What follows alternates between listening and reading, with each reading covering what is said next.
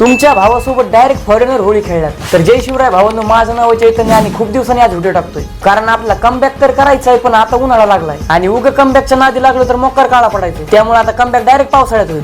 मला एवढं श्रीमंत व्हायचंय फक्त की बाबा होळीला पांढरे कपडे घालून येईल. रंगपंचमीला मजा फक्त आमच्या सासरलाच येते, त्यामुळे आम्ही जातोय आमच्या कॉलेजला. फक्त रंगाने होळी खेळायला आम्ही काय मुली नाही, त्यामुळे रंगपंचमी पुरुष जातीला शोभेल अशी व्हायला पाहिजे. एवढी गरिबी माझ्या दुश्मनांवर पण नाही यायला पाहिजे. भावाकडचा कलर संपला म्हणून भावानं मला लावलेला कलर काढला.